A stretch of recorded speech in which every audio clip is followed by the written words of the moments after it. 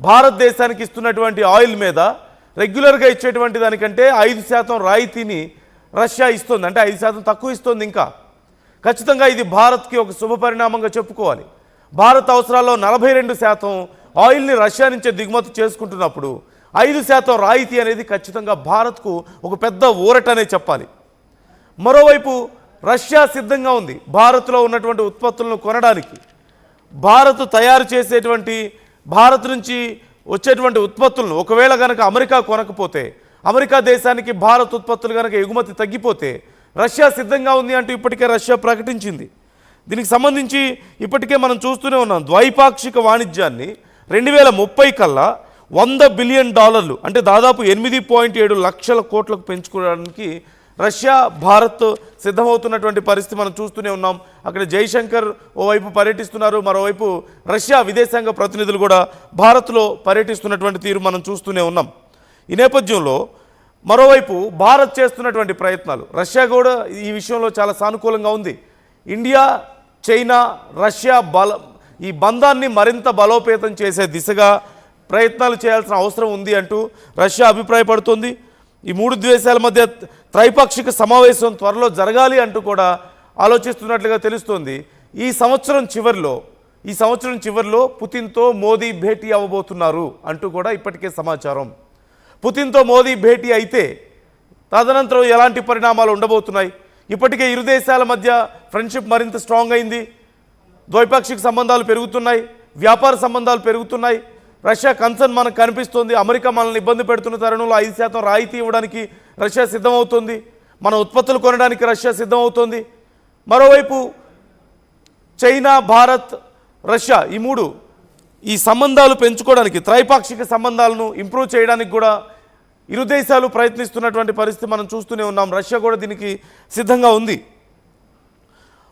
మరోవైపు చూసినట్లయితే చైనాతో ఉన్నటువంటి సమస్యలను కూడా తగ్గించుకునే పనిలో ఉంది భారత్.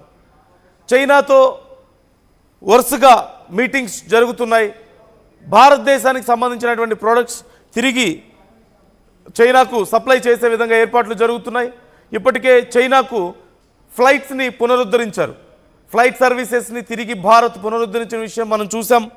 మరోవైపు వీలైనంత త్వరగా సరిహద్దుల్లో ఉన్నటువంటి సమస్యలను పరిష్కరించుకోవాలి అంటూ భారత్, చైనా ప్రయత్నాలు జరుపుతున్నాయి. ఈ సంవత్సరం చివరిలోపు ఈ విషయంలో కూడా క్లారిటీ రాబోతున్నట్లుగా తెలుస్తోంది. ఈ నేపథ్యంలో చైనాతో కనుక సమస్యలు తగ్గితే అమెరికా మీద మరింత ఒత్తిడి పెరిగే అవకాశం లేదా? ప్రపంచ దేశాల్లో తమకు పోటీగా భావిస్తున్నటువంటి దేశాలు ఓవైపు రష్యా, మరోవైపు చైనా. రష్యాతో సంబంధాలు కట్ చేయడం కోసం భారత్ మీద ఒత్తిడి చేసింది. నేను చెప్పిన మాట వింటావా లేదా, వినకపోతే నీ మీద టారిఫ్లు వేస్తానంటూ భారత్ని ఒత్తిడి చేసింది. కానీ భారత్ మరింత తెలివిగా ప్రవర్తించింది. ఇక్కడ అమెరికా ఒక శత్రు దేశంతో మేము వద్దని, మాకు పోటీగా వస్తున్నటువంటి దేశంతో మీరు బంధాలు పెంచుకోవడానికి వీల్లేదు, వ్యాపారం చేయడానికి వీల్లేదు అని చెప్తే రెండో దేశంతో కూడా భారత్ దగ్గర అయ్యే ప్రయత్నాలు చేస్తుంది. ఓ పక్క రష్యాతో వద్దని చెప్తే రష్యాకు క్లోజ్ అయ్యే ప్రయత్నాలు ఓ పక్క జరుగుతూనే ఉన్నాయి. అట్ ద సేమ్ టైం చైనాతో కూడా దగ్గర అయ్యే ప్రయత్నాలు భారత్ చేస్తుంది. చైనాతో ఉన్నటువంటి సమస్యలను సాల్వ్ చేసుకునే ప్రయత్నం చేస్తుంది.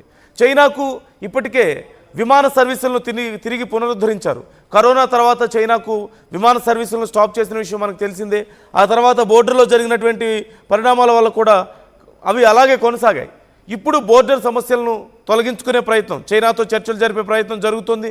చైనాతో వ్యాపార సంబంధాలను పెంచుకునే ప్రయత్నం జరుగుతుంది. చైనా ప్రోడక్ట్స్ను భారత్లోకి తీసుకొచ్చే ప్రయత్నాలు, గతంలో చైనా ప్రోడక్ట్స్ని భారత్లో బ్యాన్ చేసిన విషయం మనం చూసాం. చైనా యాప్స్ని బ్యాన్ చేసిన విషయం మనం చూసాం. మళ్ళీ తిరిగి చైనాకు సంబంధించినటువంటి వ్యాపార సంబంధాలను మెరుగుపరుచుకునే ఆలోచనలో భారత్ ఉన్నట్లుగా మనకు క్లియర్గా కనిపిస్తుంది. వీలైనంత త్వరగా బోర్డర్ సమస్యలను కూడా పరిష్కరించుకునే ఆలోచనలో ఉంది. ఈ రకంగా తమ శత్రువుతో, తమ పోటీదారుడితో ఎక్కడ బంధం పెరుగుతుందో అని భారత్ని దూరం చేసే ప్రయత్నం చేసింది అమెరికా. కానీ ఒక పోటీదారుడితో దూరం చేసే ప్రయత్నం చేస్తే ఒకరి కాదు ఇద్దరితో తమ బంధాన్ని పెంచుకునే ప్రయత్నం చేస్తుంది భారత్. ఖచ్చితంగా చాలా వ్యూహాత్మకంగా అడుగులు వేస్తుంది. మరోవైపు అమెరికా చేస్తున్నటువంటి ఏ కామెంట్స్ మీద భారత్ స్పందించకపోవడం కూడా మనం చూస్తూనే ఉన్నాం. స్పందించాలి అంటూ ప్రతిపక్షాలు కోరుతున్నాయి, స్పందించాలి అంటూ చాలామంది భారతీయులు కూడా ఈ విషయంలో డిమాండ్ చేస్తున్నారు. కానీ మాటల్లో స్పందించడం లేదు భారత్, చేతల్లో స్పందిస్తోంది. అమెరికా చేస్తున్నటువంటి కుట్రలకు, అమెరికా చేస్తున్నటువంటి నానా యాగి చేస్తున్న తరుణంలో, అమెరికా ఇష్టం వచ్చినట్లుగా నిర్ణయాలు తీసుకొని భారత్ని ఇబ్బంది పెట్టాలని చూస్తున్న తరుణంలో భారత్ చాలా వ్యూహాత్మకంగా అడుగులు ముందుకు వేస్తోంది. రష్యాతో తమ బంధాన్ని పెంచుకుంటోంది, చైనాతో తమకున్నటువంటి సమస్యలను తొలగించుకుంటోంది. భారత్ ఒక గొప్ప శక్తిగా ఎదుగుతున్న తరుణంలో అమెరికా తమకెక్కడ పోటీ వస్తుందో భారత్ అని భయపడుతున్న తరుణంలో, ఇప్పటికే రష్యాని చైనాని తమకు తీవ్రమైనటువంటి పోటీగా భావించి వాటిని ఎలా అణగదొక్కాలని చూస్తుంది అమెరికా. ఈ నేపథ్యంలో భారత్ని సైతం కంట్రోల్ చేయడానికి ప్రయత్నించడం, భారత్ని బెదిరించడం మనం చూసాం. ఇవన్నీ ఒక ఎత్తు అయితే, మరోవైపు మరి యుద్ధం విషయంలో ఏం జరుగుతుందో తెలియని పరిస్థితి కనిపిస్తోంది. అమెరికా అధ్యక్షుడు ట్రంప్ చేస్తున్నటువంటి కామెంట్స్ మనం చూస్తూనే ఉన్నాం. ఒకవేళ కనుక ఈ యుద్ధాన్ని తాను ఆపగలిగితే ఖచ్చితంగా స్వర్గానికి వెళ్తానంటూ కామెంట్స్ చేస్తున్నారు. అది జరిగే అవకాశాలు చాలా తక్కువ ఉన్నాయనే అభిప్రాయాన్ని కూడా ఆయన వ్యక్తం చేస్తున్నారు. ఖచ్చితంగా అంటే ఓవైపు ఉక్రెయిన్ కానీ రష్యా కానీ వినే పరిస్థితి కనిపించడం లేదు, ఉన్నటువంటి డిమాండ్స్కి ఒప్పుకునే పరిస్థితి కనిపించడం లేదు. ఇలాంటి తరుణంలో ప్రపంచ దేశాల ముందు ట్రంప్ తన పరువు పోగొట్టుకుంటున్నాడు. నిన్న మొన్నటి వరకు తాను ఒక పెదరాయుడని చెప్పుకున్నటువంటి ట్రంప్ ఇప్పుడు ఏం చెప్పుకోగలుగుతాడు? చిన్న చిన్న దేశాల దగ్గర సైతం ఎదురు దెబ్బలు తింటున్న పరిస్థితి మనం చూస్తూనే ఉన్నాం. బ్రెజిల్ లాంటి దేశాలు సైతం నీ అవసరం మాకు లేదు, నువ్వేం మాకు ఎవరు లీడర్ కాదు, నువ్వేం రాజు కాదని చెప్పి బహిరంగంగా ప్రకటించినటువంటి పరిస్థితి మనం చూసాం. ఇరాన్ లాంటి దేశాలు సైతం తిరిగి అమెరికా మీద దాడులు చేయడానికి సిద్ధమైనటువంటి పరిస్థితి మనం చూసాం. ఇలా ప్రపంచ దేశాలన్నీ కూడా ట్రంప్ అసలు వ్యవహార శైలి ఏంటో అర్థం కాక, అమెరికా మిత్ర దేశాలు సైతం, నాటో దేశాలు సైతం ఎవరికి ఏమీ అర్థం కాక జుట్టు పిక్కుంటున్నటువంటి పరిస్థితి కనిపిస్తోంది. ఇలాంటి తరుణంలో ఓవైపు రష్యాతోనూ మరోవైపు చైనాతోనూ భారత్ బంధాన్ని పెంచుకోవడం ఖచ్చితంగా అమెరికాకు మరింత మింగుడు పడనటువంటి ఒక అంశంగా మనం చూడాలి. ఇప్పుడేం చేస్తాడు ట్రంప్? ఇప్పుడు ఎలా కంట్రోల్ చేయగలుగుతాడు? తాను కంట్రోల్ చేయాలనుకునే కొద్దీ మరింత బలంగా ఒక నేలకు కొట్టినటువంటి బంతిలాగా భారత్ ఉవ్వెత్తున ఎగిసిపడుతోంది.